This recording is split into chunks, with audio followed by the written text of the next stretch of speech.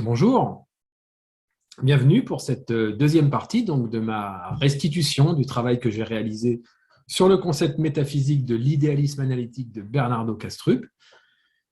Nous allons voir ici le cœur même de cette doctrine établie par ce philosophe, docteur ingénieur en informatique, et qui est donc une cosmogonie, une tentative de description de la nature du monde tel qu'il est en soi, et qui fait indubitablement défaut aujourd'hui, puisque nous avons vu dans la première partie que la doctrine mainstream du physicalisme était entièrement disqualifiée pour nous décrire le monde réel.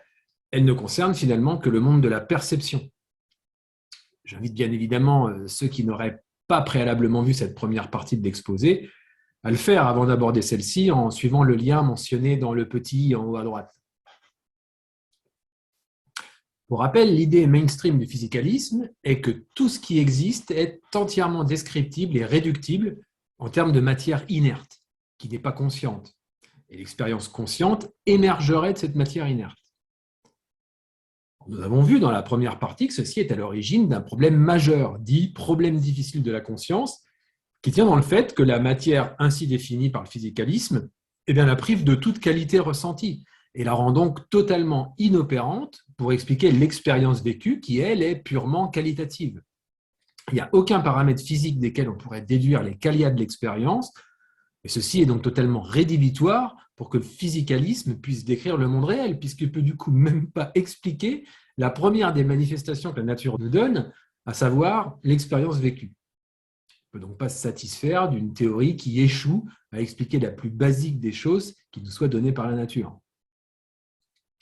Alors avant d'aborder la doctrine alternative de l'idéalisme analytique que propose Bernardo Kastrup, je voudrais m'attarder quelques instants sur une autre théorie proposée pour pallier à ce problème difficile de la conscience, qui est celle du panpsychisme, plus précisément du panpsychisme constitutif. Mais c'est en fait uniquement pour l'écarter rapidement, tant nous allons vite voir qu'elle n'apporte finalement rien aux problèmes qu'elle est censée résoudre, voire même au contraire. Alors, le panpsychisme constitutif, il nous dit que le problème difficile de la conscience n'en est pas vraiment un, car il n'est qu'une contradiction interne au physicalisme, et qu'il faut juste trouver une alternative au physicalisme, ce à quoi une large part de la communauté scientifique consent.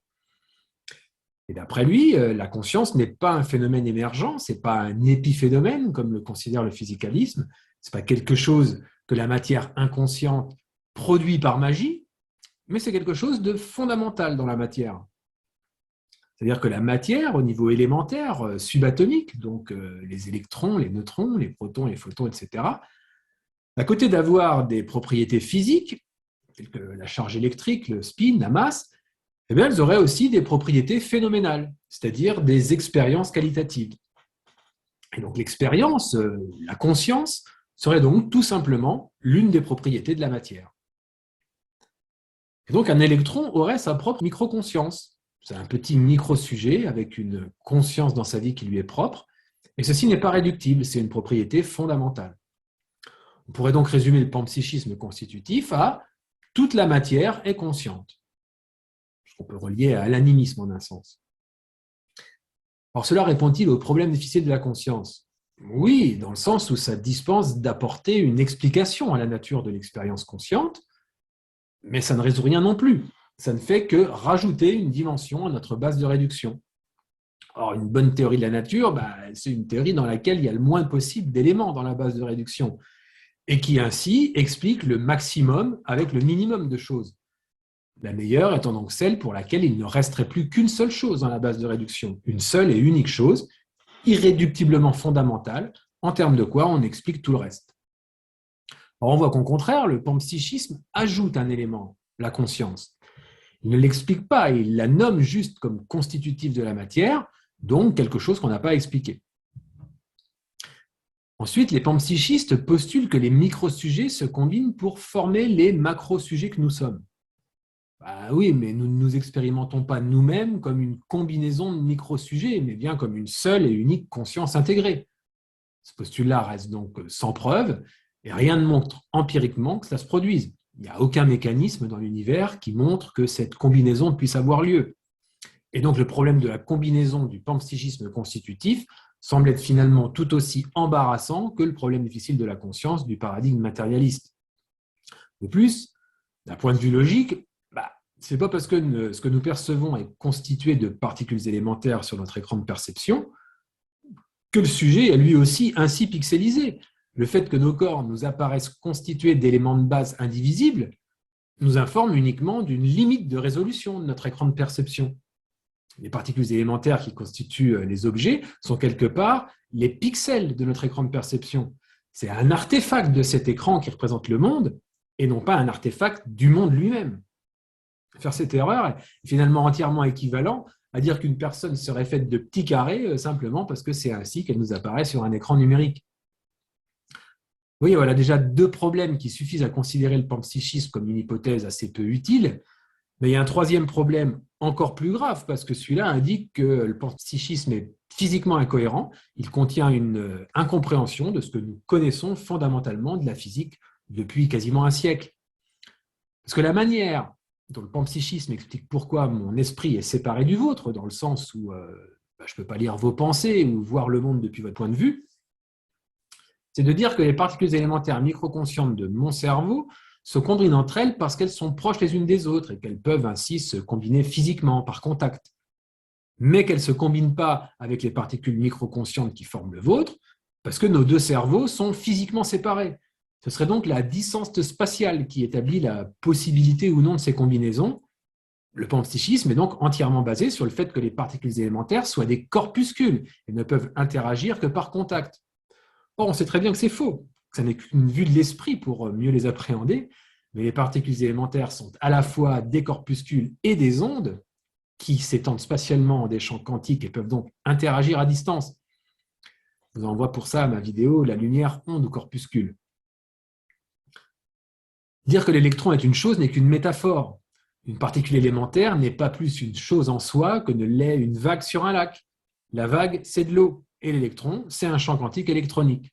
La vague est un mouvement du lac, c'est la façon dont le lac fait quelque chose, mais on ne peut pas extraire la vague du lac. Et bien, de la même manière, on ne peut pas enlever l'électron de son champ quantique. Il n'y a pas d'électron en soi, il n'y a qu'un champ quantique électronique. Donc, si les panpsychistes veulent considérer la conscience comme une propriété d'un élément physique, ils doivent l'attribuer au champ électronique et non au corpuscule, car c'est la seule chose qui ait un sens physiquement parlant. Or, les champs quantiques associés à chaque particule élémentaire, il y en a 17 répertoriés aujourd'hui, emplissent l'espace tout entier, et chaque particule n'est qu'un mode d'excitation de son champ quantique associé. Il ne peut donc pas y avoir de conscience individuelle séparée qui serait le produit de la combinaison par proximité de microconsciences de particules. C'est aberrant. Bon, bref, le panpsychisme est intenable. On ne peut pas dire que tout est conscient, mais nous allons voir que tout est dans la conscience, ce qui est complètement différent. Alors, pour avancer vers cette conclusion, commençons par mentionner 3 observations de base de la réalité que toute théorie de la nature se doit de rendre compte. Déjà, nous partageons tous le même monde. Les perceptions que nous rapportent les autres du monde dans lequel ils évoluent sont cohérentes avec les nôtres. Il doit donc bien y avoir quelque chose qui constitue une réalité partagée. Même si nos intuitions peuvent être trompeuses, voire dans la première partie l'incohérence de notre intuition ordinaire de la réalité, ça n'en reste pas moins une observation empirique indéniable. Nous partageons tous le même monde. Ensuite, nous ne pouvons pas changer le monde par la simple volonté de le changer. En tout cas, pas de manière totalement immédiate. En effet, les lois de la nature ne semblent pas répondre, malheureusement, à nos propres désirs et nos caprices personnels. On peut certes influer sur notre environnement par nos actes, mais la seule volonté de changer le monde ne suffit pas à être exaucée. Et puis, il y a ce constat empirique bien plus récent, puisque issu des neurosciences, mais qui prend toute son importance dans notre propos ici, qui est que l'expérience intérieure est corrélée à la fonction cérébrale. Les expériences vécues rapportées sont associées de manière fiable à des motifs de l'activité cérébrale. Et les interférences avec le cerveau, par le biais de drogues ou d'altérations physiques du cortex, impactent sur l'expérience vécue. C'est un fait. Alors, non seulement aucune théorie de la réalité qui soit énoncée ne peut entrer en contradiction avec ces 3 points, mais elle se doit de pouvoir les expliquer. Sinon, elle serait insuffisante sur le plan de son pouvoir explicatif. Et puis, insistons bien sur le fait que la matière, qui est un modèle qui se veut pouvoir expliquer ces 3 observations en particulier, n'est pas elle-même une observation empirique. Comme nous l'avons bien vu dans la première partie, ça n'est qu'une abstraction théorique basée sur des observations empiriques. On remplace la réalité faite de perception par l'abstraction théorique appelée matière, et on oublie que l'on fait ce déplacement. Et donc la physique, basiquement et fondamentalement, est une science de la perception. Point. La physique est en fait la science qui étudie les modèles et prédit les comportements des cadrans de l'écran de perception. Ce qu'on appelle le monde physique, le monde ayant une extension spatio-temporelle et constitué d'objets discrets se déplaçant et faisant ce qu'ils font, est en fait un tableau de bord dont l'évolution nous a équipés pour survivre, de telle sorte que la variabilité de nos états internes soit jugulée pour ne pas être dissoute dans une soupe anthropique. Et au lieu de nous donner une fenêtre transparente sur le monde tel qu'il est vraiment, nous sommes équipés d'un tableau de bord qui nous sert à garder notre entropie interne basse en interprétant les variabilités de nos états internes. Et la physique est simplement la science qui étudie les variations des cadrans de ce tableau de bord. Elle établit des modèles qui prédisent comment les aiguilles de ces cadrans évoluent. Et rien de plus. C'est pourquoi nous devons nous prémunir sur le fait que la physique donne des réponses sur ce qu'est le monde. C'est trop lui en demander. C'est la philosophie qui tente de le faire et non pas la physique. Elle étudie seulement le comportement de la nature et non ce que la nature est. La physique ne règle pas ce qu'est la nature, elle ne fait qu'informer une tentative de réponse à cette question. Et donc, pour en revenir à la matière, on a vu que celle-ci est une abstraction théorique construite pour essayer de faire sens aux mesures du tableau de bord, mais la matière elle-même n'est pas une donnée, ce n'est pas une observable empirique. On la considère observable parce qu'on dit « je peux observer cette chose, donc la matière est observable ». C'est-à-dire que l'on présume par là théoriquement que notre perception correspond exactement et formellement à la matière conceptuellement définie par le physicalisme. Or, ceci est bien seulement présumer de la réponse à la question et non répondre à la question, qui donc reste ouverte, que sont les données empiriques? Qu'est-ce qui nous est donné par la nature?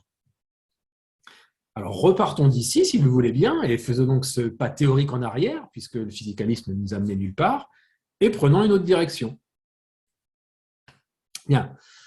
Donc, avant de faire ce pas des suppositions matérialistes, nous pouvons nous baser sur certaines affirmations, là aussi indéniables. À commencer par le fait qu'il y a l'expérience. Avant de théoriser, on expérimente quelque chose. Sans expérience, il n'y a rien. Et donc, de manière corollaire, il y a un expérienceur. L'expérienceur n'est pas forcément une personne ou un animal ou quelconque être vivant. La seule chose qui est dite ici, c'est que s'il y a expérience, il y a un expérienceur, quoi qu'il soit. Car il n'y a aucun sens à parler d'expérience sans sujet faisant l'expérience. Et notez bien que le terme expérience employé ici l'est au sens large. On ne parle pas spécifiquement d'expérience de physique, mais de toute expérience vécue. Et c'est pourquoi je choisis d'utiliser le néologisme expérienceur plutôt qu'expérimentateur. Deuxièmement, quoi que cela puisse être, la fonction cérébrale est une expérience perceptuelle. Si la fonction cérébrale n'avait jamais été perçue par quiconque, nous n'aurions jamais parlé de fonction cérébrale.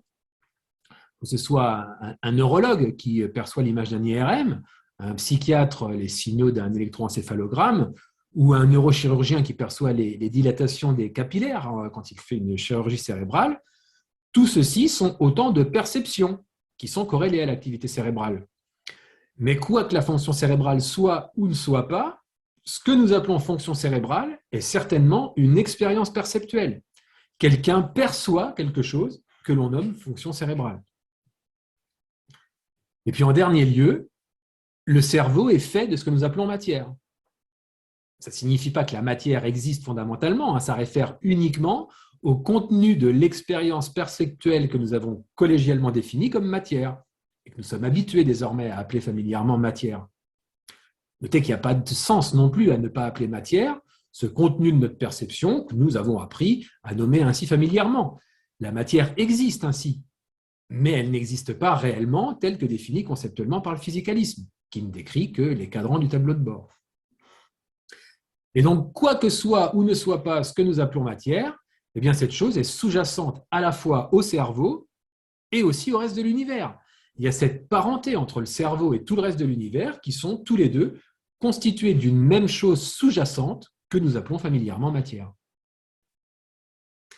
Alors nous pouvons avoir extrêmement confiance en ces trois points qui sont neutres métaphysiquement.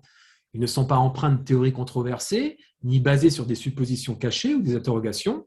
On peut donc les considérer comme très solides.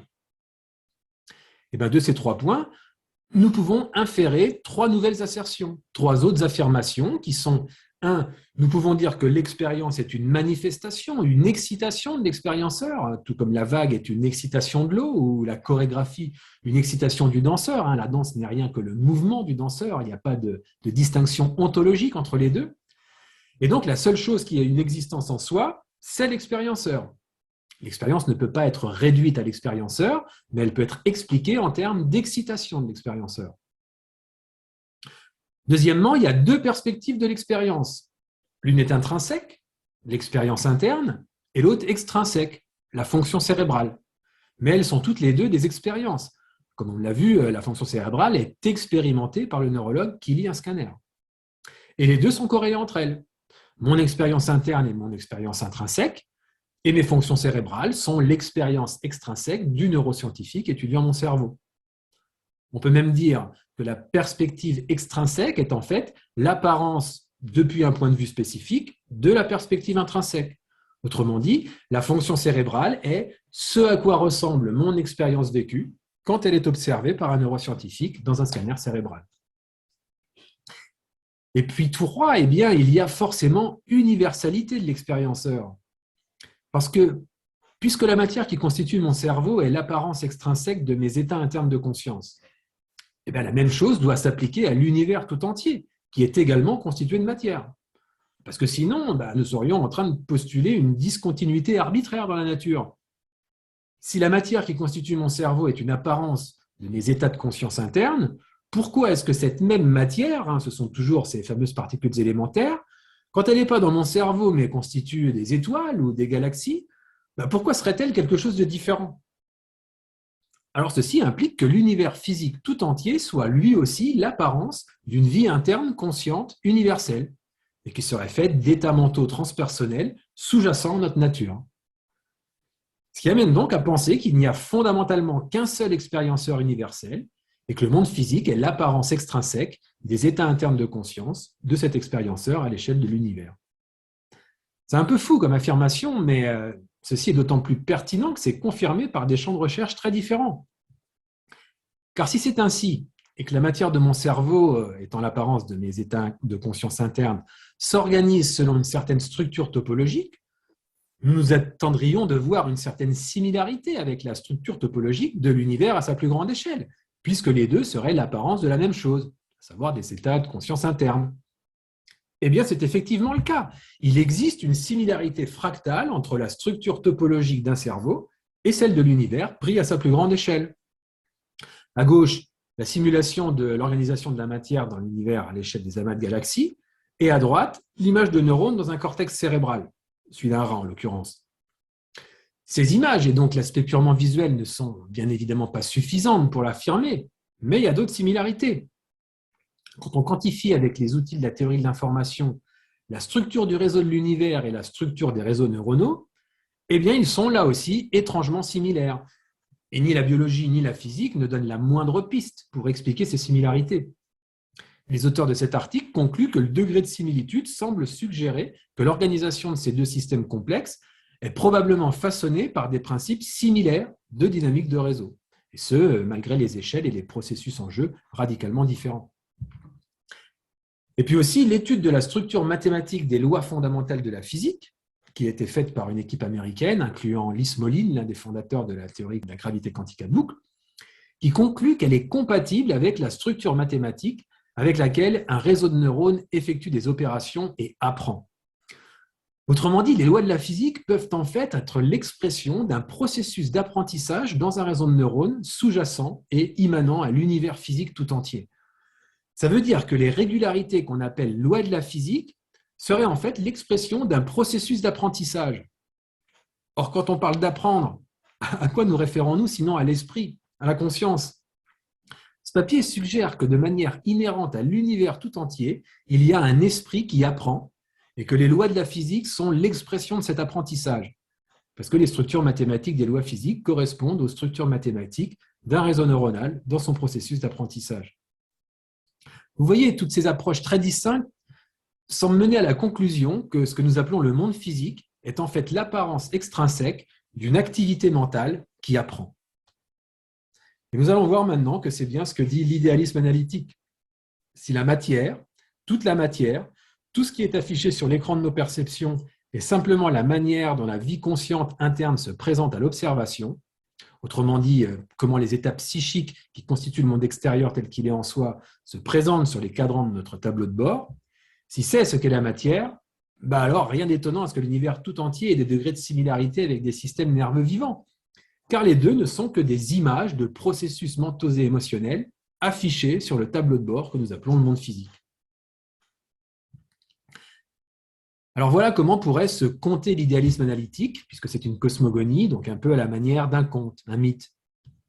Il était une fois, tout ce qui existait était une conscience universelle, un champ intégré de mentalité dépourvu de perception, un univers de pure subjectivité. Bien entendu, par définition, il n'y avait pas de monde extérieur, puisque cette conscience était tout ce qui existe. Elle n'a alors qu'une seule perspective, sa vie intérieure qui consiste exclusivement en des expériences endogènes indépendantes de toute forme de perception, donc proches de ce que nous appelons imagination, idées, pensées, émotions. Mais attention à trop d'anthropomorphisme, ce ne sont pas des idées ou des émotions au sens figuré de notre expérience terrestre, ce n'est pas un être humain. Ce sont des états mentaux et émotionnels au sens le plus large qui soit. Un jour, cette conscience subit une dissociation, créant ce qu'on va appeler un alter, une autre individualité d'elle-même en son sein. Et cet alter a alors ses propres expériences endogènes dissociées. La dissociation, c'est un phénomène psychique bien établi, dont l'une des formes les plus extrêmes est ce qu'on a appelé dans le passé trouble de personnalité multiple, et qui est aujourd'hui désormais identifié sous le terme trouble dissociatif de l'identité, TDI, et qui se manifeste par le fait qu'à l'intérieur d'une même conscience, deux personnalités, ou même plus, peuvent coexister, chacune ayant ses propres mémoires et expériences inaccessibles à l'autre. Il ne peut pas y avoir d'échange d'informations direct entre les différentes entités, car une véritable frontière est créée qui coupe le trafic d'informations entre ces contenus mentaux et émotionnels ainsi dissociés. C'est d'ailleurs ce qui caractérise la dissociation. Cependant, les émotions et les idées externes, les expériences endogènes à l'extérieur de la frontière dissociative, peuvent venir impacter et empiéter sur la frontière, sans toutefois la traverser et prendre place à l'intérieur, mais tout de même moduler et influencer dans une certaine mesure les états internes dissociés.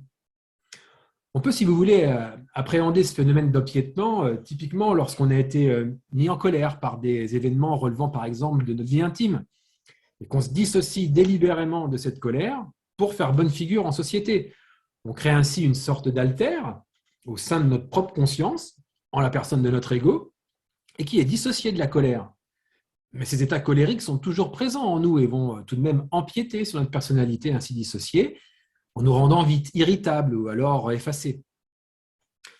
Ok, donc il existe via ce phénomène d'empiètement une sorte de pression, d'influence exercée sur la frontière dissociative par les états mentaux et émotionnels externes, qui la déforment et modulent d'une certaine manière les états internes à l'intérieur de la frontière. Alors, la nature a développé une manière de tirer profit de ces conflits frontaliers dans un but évolutif. L'évolution a en fait trouvé une voie pour exploiter ce qui se joue ici sur la frontière de dissociation. Pourquoi ? Parce que ces empiètements donnent de l'information sur ce qui se passe à l'extérieur de l'individualité dissociée, au-delà de la frontière de dissociation. Et l'alter peut utiliser ces informations dans un but de survie, pour diriger ses actes en conséquence. L'évolution a donc fait émerger un instrument permettant à l'alter dissocié de tirer profit de ces empiètements pourvoyeurs d'informations sur la frontière de dissociation. Et le résultat, c'est ce que nous appelons l'écran de perception, qui intègre, interprète et affiche en un coup d'œil les subtiles modulations des états internes issus de l'empiètement. Et ce, dans un but de capter des informations qui vont permettre de structurer l'alter dissocié pour empêcher sa dissolution dans la soupe anthropique, et donc de survivre en maintenant effective la frontière. Tout comme un capteur sur l'avion permet d'afficher une information sur l'un des écrans du tableau de bord pour rendre compte de ce qui se passe à l'extérieur, nos sens extraient de l'information à l'interface avec le monde extérieur pour nous en donner une image. Et le monde physique naît alors de cette prise d'information à la frontière entre notre conscience dissociée et le reste de la conscience universelle. Le monde physique est cet écran de perception qui traduit l'empiètement de contenus psychiques externes sur notre membrane dissociative en cette vue globale que nous appelons le monde. Mais ce qui existe réellement à l'extérieur, ce ne sont que des états mentaux et émotionnels endogènes. Rien de physique, pas de temps, pas d'espace, pas d'objet, rien de tout ça. Ce ne sont qu'idées et émotions au sens large. Selon l'idéalisme analytique, nous sommes donc individuellement des consciences dissociées de la conscience universelle. Et c'est pourquoi nous pensons que chacun d'entre nous est une conscience individuelle, car la dissociation nous empêche de nous rendre compte qu'en fait, chacun de nous, au fond, est l'univers tout entier. Et c'est alors par ce processus de dissociation que l'on explique comment émergent les deux perspectives, intrinsèques et extrinsèques, de l'expérience. Parce que l'expérience intrinsèque, c'est tout simplement ce que nous vivons au travers de l'alter, cette conscience dissociée de la conscience universelle. Et l'apparence extrinsèque, c'est ce qui se présente à nous sur l'écran de nos perceptions. La dissociation est donc l'origine de ces deux perspectives de l'expérience, une vue intrinsèque interne à la membrane dissociative et une apparence extrinsèque perçue à travers la membrane. Alors pensez-vous que ceci soit une voie révolutionnaire de conception de la réalité? Mais bien sûr que non. La philosophie a déjà passé tout ça en revue, en long, en large et en travers depuis des siècles. Pour ne citer que les plus connus dans cette liste, Spinoza parlait de la substance, ou sia, pour décrire l'essence du monde, et des modes qui en étaient l'apparence, ou bien Kant, avec respectivement les noumènes pour l'essence et les phénomènes pour l'apparence, ou encore Schopenhauer, la volonté et les représentations, et donc comme tout un tas d'autres penseurs, y compris aujourd'hui Bernardo Kastrup, qu'il qualifie donc en termes d'expérience intrinsèque d'une part et d'apparence extrinsèque d'autre part. Mais tout ceci décrit finalement la même réalité d'un monde primordial d'essence spirituelle, duquel émerge une apparence matérielle. L'idéalisme analytique nous définit donc comme des consciences dissociées d'un champ universel illimité de subjectivité, un univers de conscience. Oui, mais nous nous sommes aussi également identifiés à nos corps. Alors si nous ne sommes que des processus mentaux ou émotionnels dissociés, quelle est donc la relation entre ces processus psychiques et le corps physique, puisqu'ils semblent tous les deux marcher main dans la main? Eh bien, comme nous l'avons vu, l'activité mentale et émotionnelle externe, au-delà de la membrane dissociative, peut empiéter sur la frontière, ce dont l'évolution a tiré parti pour créer l'écran de perception, le tableau de bord. Mais bien sûr, le chemin inverse existe également. L'activité interne à l'alter empiète également depuis l'intérieur sur la membrane dissociative, avec pour conséquence de la moduler. Et cet empiètement conduit à une modulation des états de l'activité transpersonnelle de la conscience universelle qui entoure l'alter. Cette activité mentale et émotionnelle ainsi modulée par l'alter peut alors venir à son tour empiéter sur la membrane dissociative d'un autre alter situé à proximité, qui perçoit alors un corps sur son propre écran de perception. Un corps est donc l'apparence extrinsèque des états mentaux et émotionnels dissociés d'un alter, perçu à travers une membrane dissociative au cours de cette chaîne d'empiètement. Le corps est donc l'empreinte d'une conscience dissociée sur l'environnement commun partagé par toutes les consciences dissociées, les alters. En d'autres mots, c'est l'empreinte des états internes de l'une des consciences dissociées sur les états transpersonnels qui entourent les alters. En fait, l'alter 2 perçoit un corps sur son écran de perception qui est l'apparence extrinsèque de l'expérience intrinsèque de l'alter 1, et réciproquement, bien entendu. De plus, les neurobiologistes ont montré que le trouble dissociatif de l'identité, donc TDI, a une signature dans l'activité cérébrale. Cette signature peut donc être identifiée à l'apparence extrinsèque du TDI que l'on peut reconnaître sur un scanner cérébral. Le TDI ressemble donc à quelque chose lorsqu'on l'observe de l'extérieur depuis une perspective extrinsèque. Et comme nous l'avons vu, l'univers à grande échelle est, dans un certain sens, assimilable à un cerveau qui est lui-même l'apparence extrinsèque d'une expérience intérieure consciente. Alors si dans un cerveau humain, le TDI ressemble à quelque chose, le processus de dissociation de la conscience universelle ne ressemblerait-il pas lui aussi à quelque chose dans l'univers? Mais bien sûr que si. Et ce à quoi ça ressemble, eh bien, ce sont les organismes vivants. Le métabolisme est ce à quoi ressemble, à l'échelle de la conscience universelle, le processus de dissociation quand on l'observe de l'extérieur. Sauf qu'à l'échelle de l'univers, pas besoin de scanner pour l'observer, parce que nous sommes déjà à l'intérieur du cerveau. C'est donc tout autour de nous. Ainsi, la vie, les organismes vivants, sont simplement l'apparence extrinsèque d'un processus dissociatif dans la conscience universelle, un processus proche du trouble dissociatif de l'identité. Ils sont l'apparence sur notre tableau de bord d'un phénomène de type mental ou émotionnel à l'extérieur de notre propre membrane dissociative. Et la fin de la vie, la mort, c'est simplement la fin de ce processus de dissociation. Bon, pour résumer à ce stade, je vais reprendre succinctement quelques points que nous avons vus jusque-là concernant ce concept de l'idéalisme analytique de Bernardo Kastrup. Tout d'abord, la conscience universelle subit quelque chose proche du trouble dissociatif de l'identité, TDI. Nous, êtres vivants, sommes des individualités dissociées de la conscience universelle, des alters, dotées par l'évolution d'un tableau de bord, l'écran de perception, nous donnant des informations sur les étapes psychiques transpersonnelles de la conscience universelle qui nous entoure et de laquelle nous sommes dissociés. Et puis ce que nous appelons la vie, le métabolisme, c'est l'apparence extrinsèque du trouble dissociatif de l'identité universelle, la manière dont celui-ci s'inscrit sur notre tableau de bord. Et donc les corps vivants sont ce à quoi ressemblent les alters dissociés sur l'écran de nos perceptions.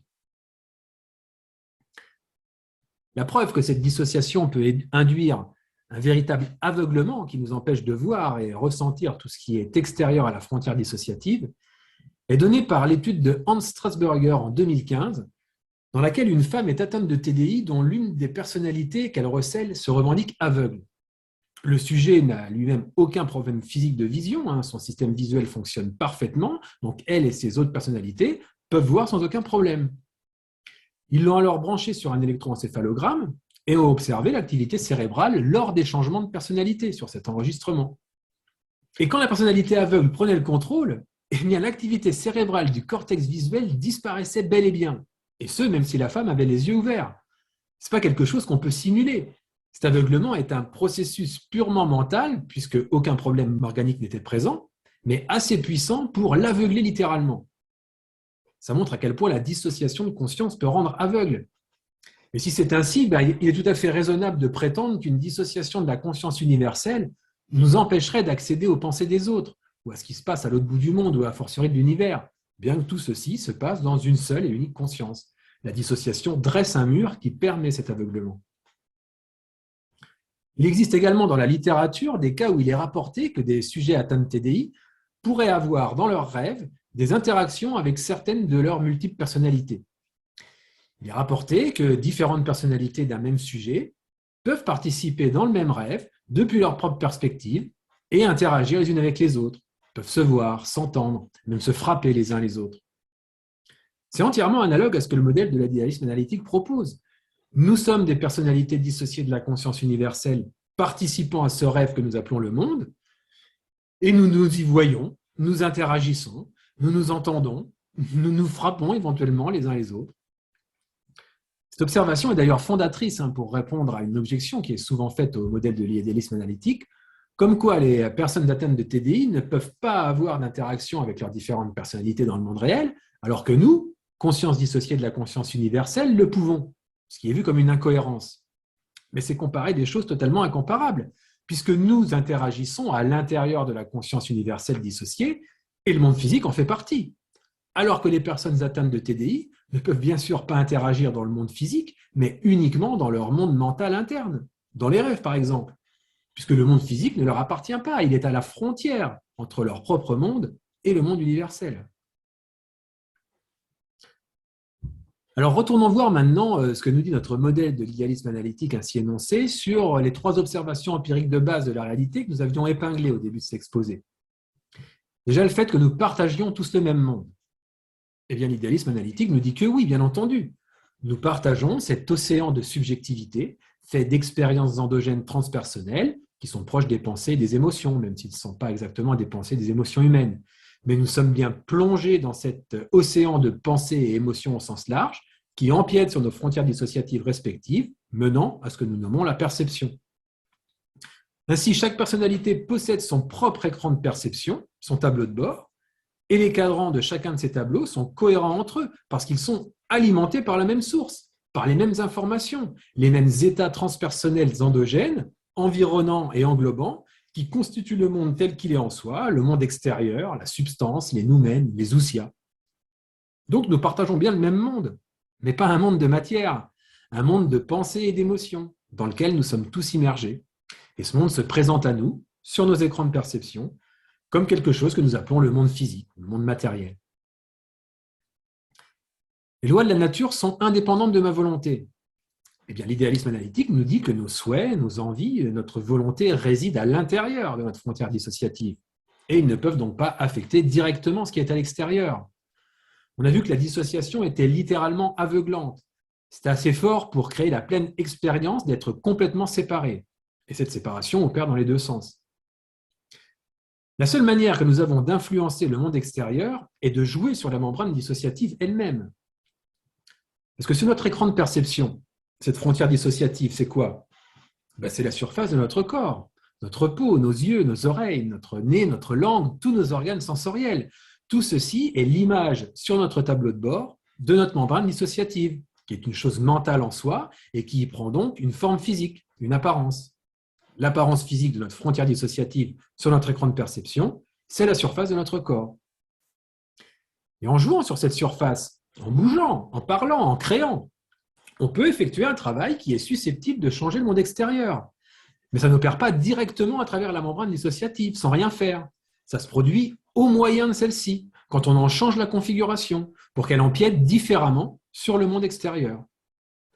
On peut ainsi influer sur le monde extérieur par l'usage de nos mains, de notre parole, de toutes les facettes de notre créativité, qui est d'abord mentale, puis que l'on imprime dans le monde physique au moyen de la diffusion au travers de la frontière dissociative, à partir du moment où on convertit nos pensées en actes.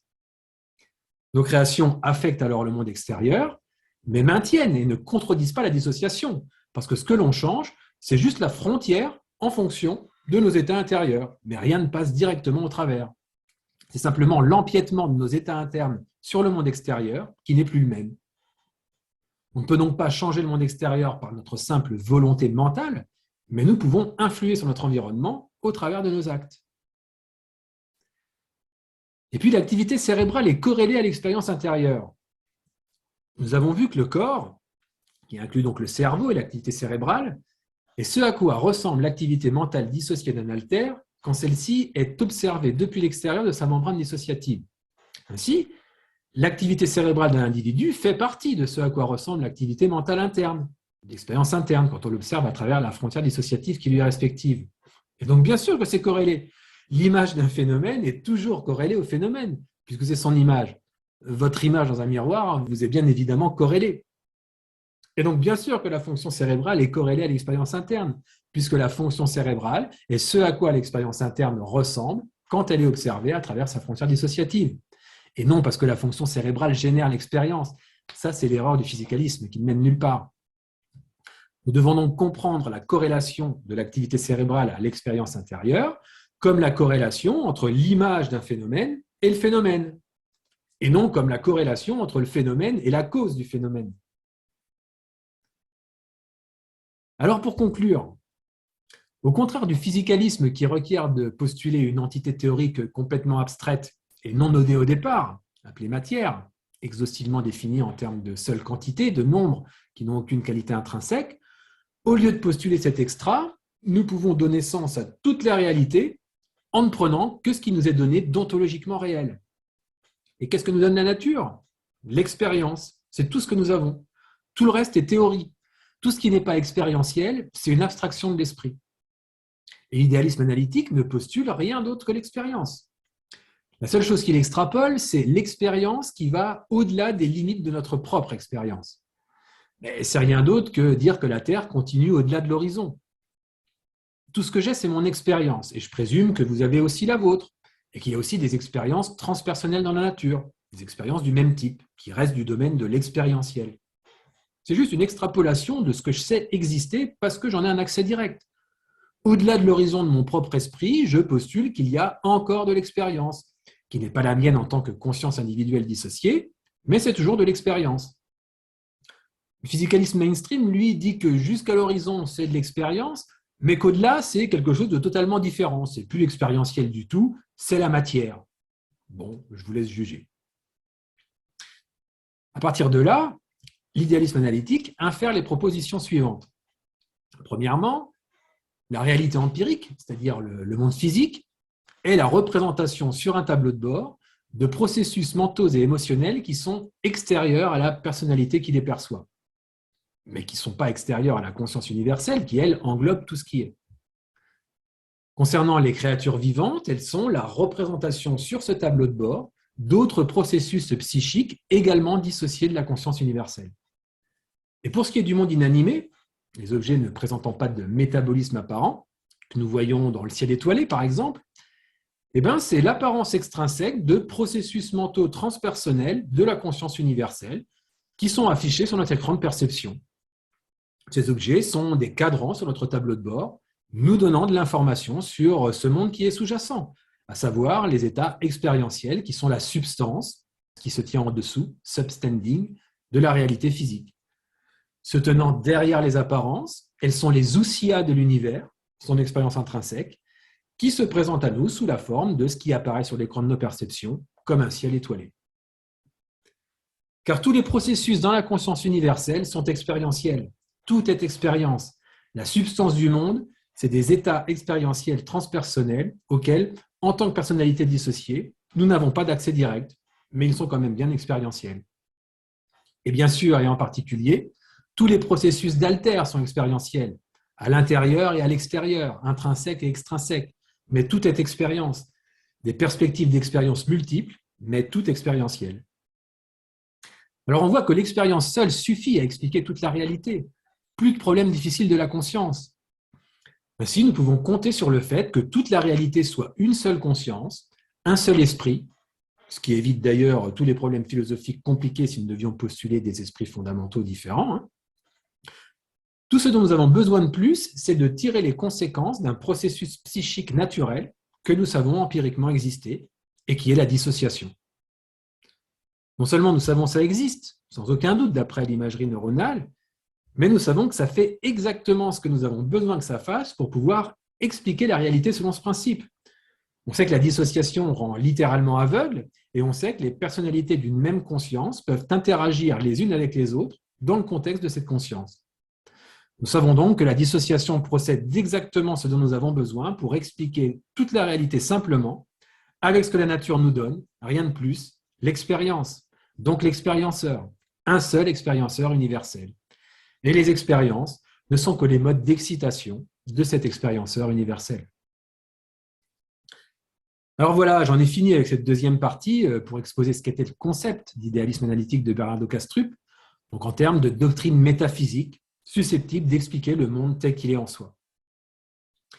Bon, je rajouterai quand même une troisième partie bonus prochainement qui donnera quelques preuves empiriques en faveur de cette conception de la réalité qui sont issues de la physique fondamentale comme l'intrication et des neurosciences, en particulier les expériences psychédéliques.